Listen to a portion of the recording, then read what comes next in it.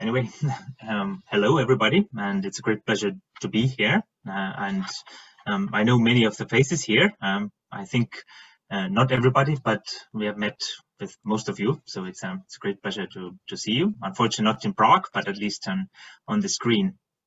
I'm a professor in urban studies at Tallinn University. My background is in geography, so I'm coming from a slightly different angle than the previous talk, and perhaps some other presentations as well.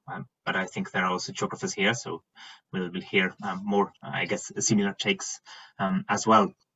And just a side note as well, that informality is something I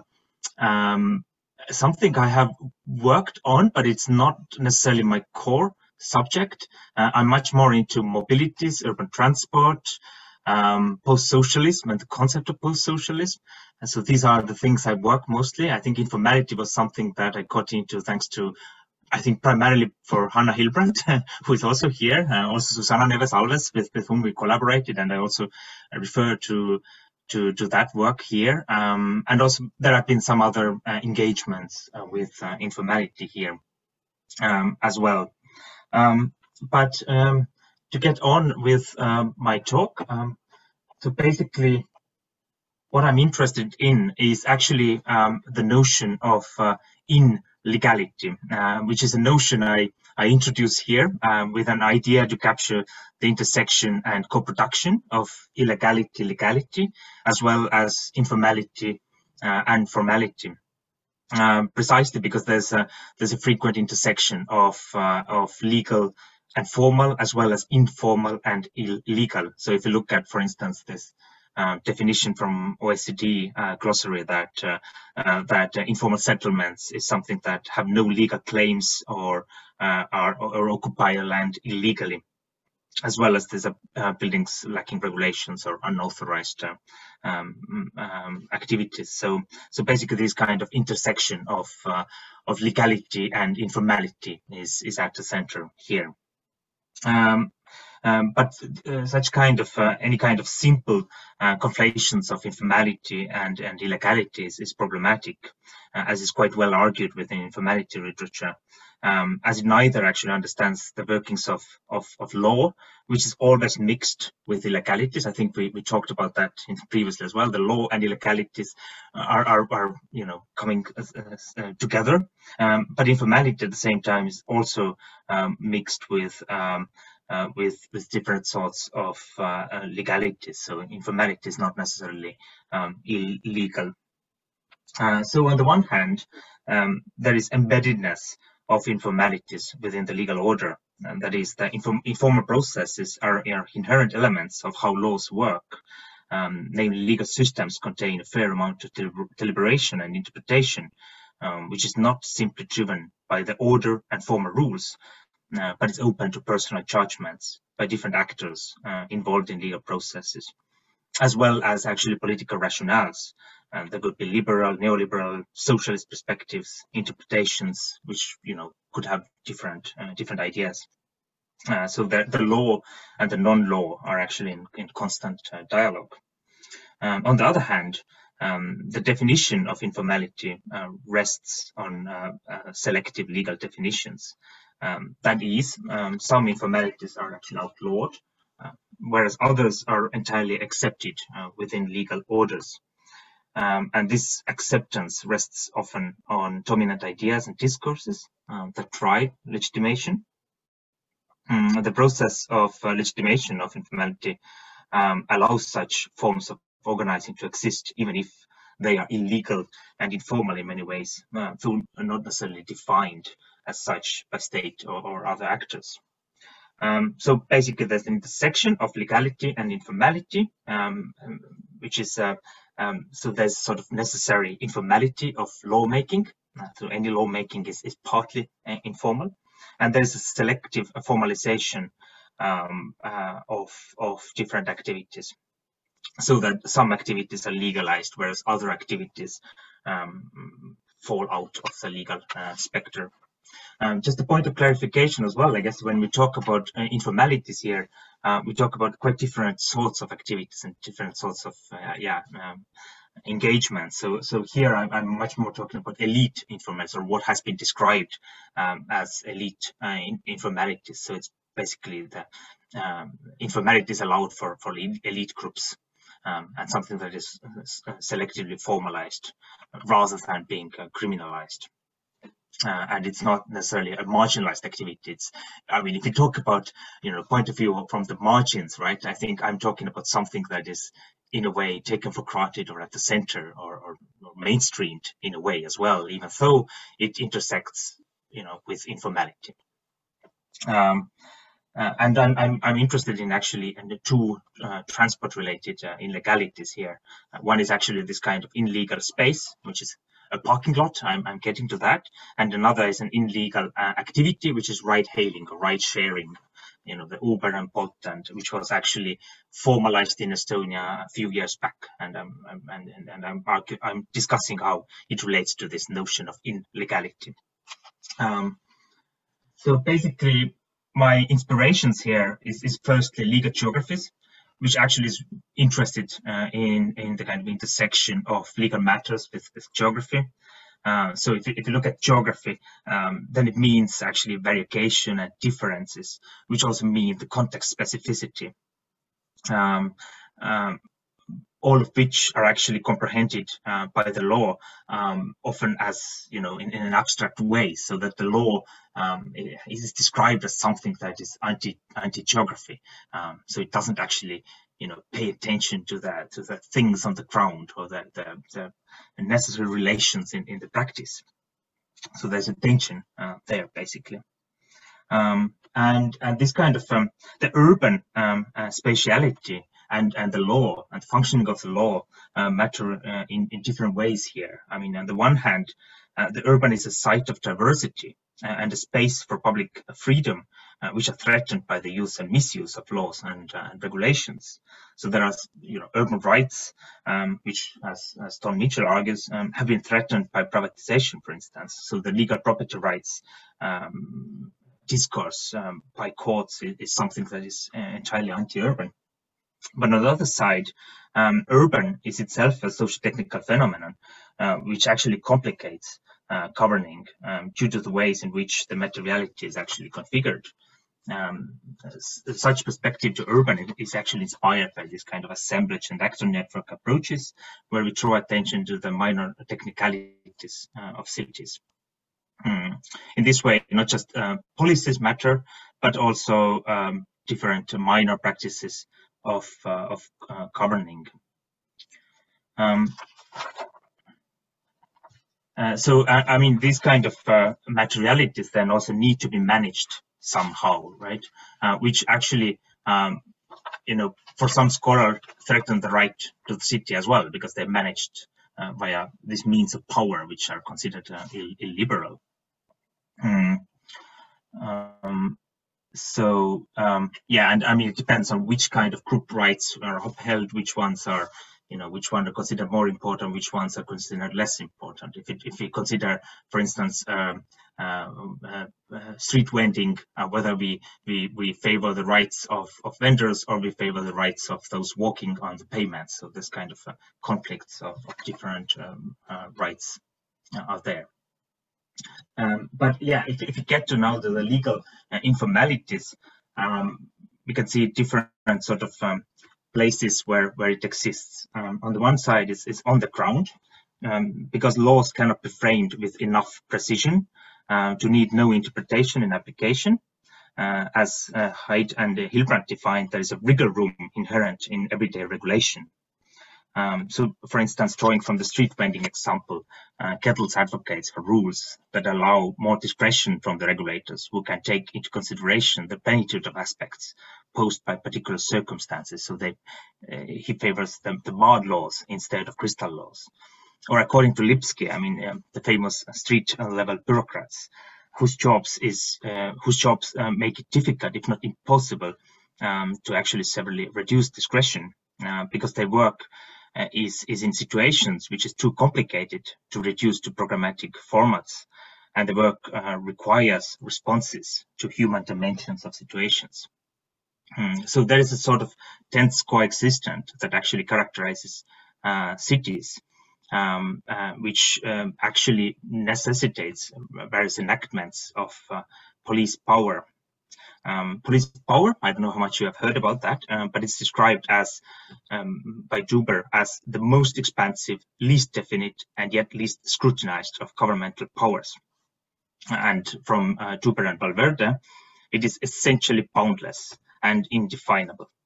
Nicholas Blomley further elaborates that police powers are remarkably promiscuous, open-textured, flexible, and far-reaching. So in a way, the police power, of course, includes the police as we understand it now, right? But it also includes other forms of local government activities that follow forms of morality and seek to limit nuisance or obstruction. I mean, planning laws often as well are in a way forms of police power.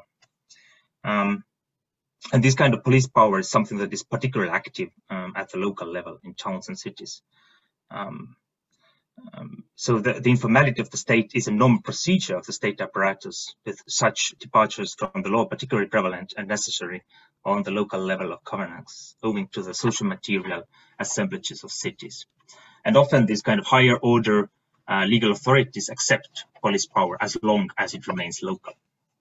Then again, there's legal informalities are also there in the courthouse.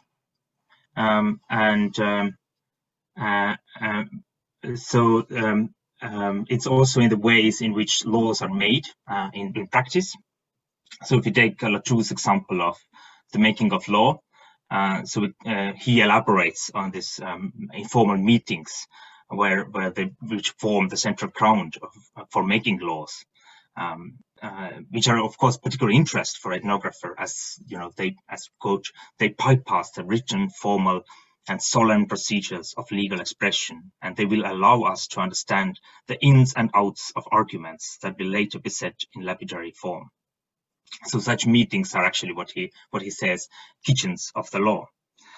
So basically, again, quote, far from being parasitic on the work of law or diverting it from its true path, this multiplicity of fragile links is what actually enables the law to move forward. So in these kind of informalities are something that, you know, make this formal procedures, formal processes of law to actually happen. So basically, so there's something that Joanna Kusiak talks about, it's this welding of law. Which is then eventually presented as what she calls a solid alloy. So it's kind of a mixed procedures, which, you know, mixed with informalities, but eventually become something that looks like a solid, you know, well-written, clear, precise, crystal law, which then, of course, when it put into practice again, becomes mixed with informalities. So there's a lot of these kind of different intersections of realities beyond the law, again, to come to Joanna Kusiak's paper, which intersects with the spirit and the letter of the law. So these kind of things are in constant interaction. So when we talk about cities of the global north, we also should think about them as porous and as constituted by heterogeneity of practices. So, and this notion of in-legalities here is precisely introduced to capture the uncertainty of intersecting illegalities as well as informalities. So it's not referring to illegality, nor is it referring to informality. It captures a certain veil of legality. So it's sort of legal, but not really legal, right? It is formal, but not really formal. And this kind of illegality is often something, especially if you talk about elite informality, the illegality is hidden and needs to be made through an argument.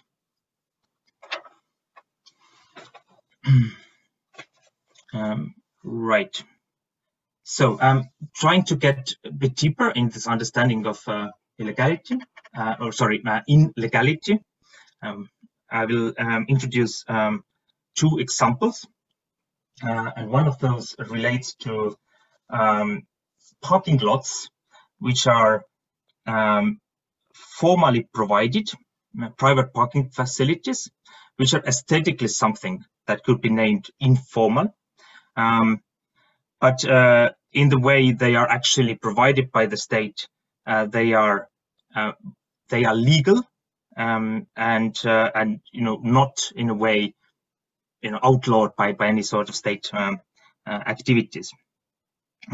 So these are private parking on derelict land plots, and they sort of note an activity where formal businesses have located themselves in legal vacuums and loopholes. So they become informal and actually beyond urban planning and parking policies. So in this place, this in-legality is a sort of hiding place for something that is dubious or unclear, right? So these private parking lots actually constitute a significant business in the city of Tallinn and provide a noteworthy form of parking. But despite their importance, they are outside of municipal ordinances and actually governing capacities. So despite the municipalities' will to regulate this business, they are neither governed by urban or transport policies, nor is the establishment restricted or directed. So they are sort of outside. So the police power of municipality actually doesn't reach these spaces. The companies that operate them are registered, pay taxes, and comply with the general legal requirements of private businesses. So these private businesses operate within a combination of rules and norms that define parking spaces in ambiguous ways. State institutions at different government scales disagree over the definition of these spaces. So for state officials, the central state officials, they are regular business, whereas for the city planning departments in Tallinn, they are disorderly additions to the urban landscapes.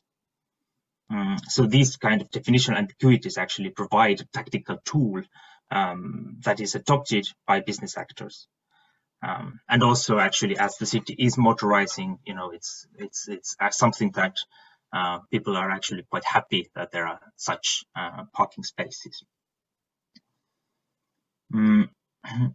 Also, I mean, there are some connections with post-socialism here, which I promised to note, which I will get slightly back in later in the very end of. I mean, if you think about the role of law in the country and reasons for limiting local government activities, but basically what we have here is that a parking business operating in a parking garage requires permission from the local state, but actually owing to the unpaved surface of these lots, such businesses fall outside the remit of these regulations and can actually bypass the existing legal tools of local government. So actors circumvent regulation through the design of the surface of the parking spaces. Estonian planning and construction laws only necessitate the regulation of developments that substantially alter the land plot, such as, for instance, building a new house, a canal or a parking garage. However, these parking lots are deliberately actually built as impermanently as possible, without tarmac, without fixed buildings, fences, or other constructions. So it's cheaper, but also this is actually something that makes it possible. So as the legal definition requires that you are a construction only if you build in a certain extensive way. So they're precisely, not as extensive. They're not extensive enough, so they can exist. So from the perspective of the municipality, suitable legal instruments are currently missing. So thus legal voids and semantic ambiguities complicate the municipality's regulatory capacities. And this kind of parking providers are actually very skillful in manipulating in this kind of legal voids. So such spaces are illegal as they exist within law, but in the loopholes, gaps, and leeways that characterize the workings of the law, making them not illegal but not legal either. They are not really formal and not formal either. They are something that is illegal. And the other example is ride-hailing legalization.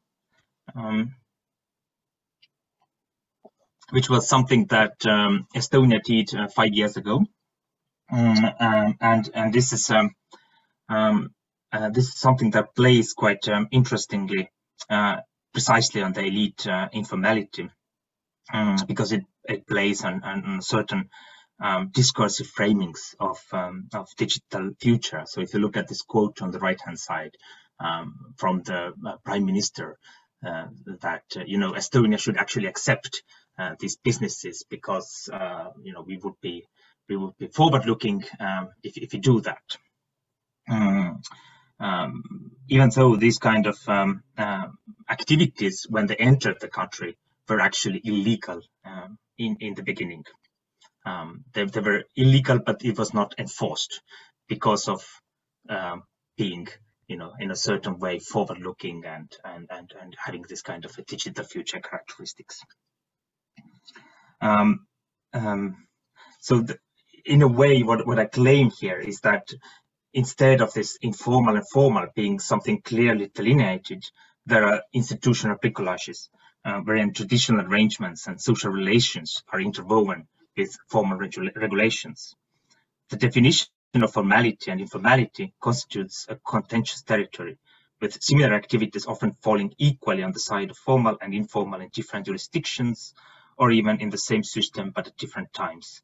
The ride-hailing service in Estonia appeared, on the one hand, as less formal, owing to the delinking from taxi regulations. So it was delinked from the formal and strict regulations of taxis or taxi riding. On the other hand, they become also more formal, with the new formalities often relying on rules and norms of non-state actors, considered superior to what the regular procedures of the state have been. So they were, in a way, formalized as well. They were not outside of the state eventually. They become part of the legal system. So looking into the debates framing the policy in the Estonian parliament in 2016, we highlighted together with Arto Lanamägi the process of legitimation. The legitimation of ride-hailing, despite its formal illegality, was in the case discussed here significantly based on the assumed superiority of non-state and technology-induced regulations, work opportunities and promises of a digital future. The parliament, whose debates we analyzed, framed ride-hailing as the provider of a gateway towards the digital future, in which Estonia makes use of the potential that sharing platforms provide. The arguments for digital future elucidated in these debates maintain that it is not just the market actors regulate better than the state, the regulations are considered superior if done digitally. And namely, the legal requirements for offering ride-hailing services were loosened from the existing demands of taxi driving, making an activity brought to life already by the ride-hailing companies legalized and formalized. The digital future framing also suggests entrepreneurship opportunities, which, while very similar to regular taxi riding, appear future-oriented because they are enabled by a digital platform. Finally, the digital future constitutes a master narrative in the debates of the parliament concerning the inevitable future and potential for business success, not only on the individual company level, but also for the whole country. In this way, the narratives of digital future can legitimize elite informality, identified, for instance, in critical literatures on informality, to carry out selective formalization and legalization of practices that would have otherwise been called illegal, and would have been illegal or are illegal in other business sectors such as construction. So in a way, activity, which in the construction sector would not be allowed in Estonia is allowed in the ride-hailing sector because it builds in the ideas of digital future. So in this case, that is in-legality as moving from illegality to legality through selective formalization. The activity is illegal as it is formalized and legalized, despite being similar to otherwise informal activities, such as person-to-person taxi driving, which is offered via shared channels, as well as illegal activities or services such as pirate taxis, which is taxi driving without licenses. So it plays in this field. I mean, that was the argument that taxi drivers made, that your activity, you are driving an illegal taxi because you don't follow the formal taxi rules, But then states said, okay, we are not formalizing that in this way. We are not pushing for policing it, and we are not running it out. We formalize it, and we generate rules and regulations which accept it and make it a sort of a sector that can exist. And as I say, it is something that can be characterized by the notion of in-legality. So it's sort of legal, but not really, formal, but not really. It's kind of in between. Right. And I promised, so I'm getting to the end. I promised a few points about post-socialism as well here. And I think there's basically two connections with post-socialism. If you look at the post-socialism in aspects rather than as, the country, Estonia as a post-socialist country, which is fine. But in this case, the first, on the one hand, there is the limitation of the state, which is for the reasons of, based on the law, that any sort of state activity looks as if it is a totalitarian state. It's kind of Foucauldian state phobia, which for Foucault was something characterized in neoliberalism, which characterizes in that case a post-socialist Estonia looking at state activity as a Soviet state activity. So I think that is partly in the play in the first case of this kind of private parking lots. In the second case, there's a desire to move away from the past, to move towards a bright future of a digital future, which is something quite strongly associated with the particular ideas of a country merging from totalitarian and undeveloped and joining Europe and even getting further there. So this kind of embracing of digital futures is something that plays with, it's not explicitly playing with post-socialism, but I think if you build the argument, you understand that there's a way in which it has certain post-socialist connections. But I will end here. I'm over time, and I will thank you very much, and looking forward for any questions. Thank you.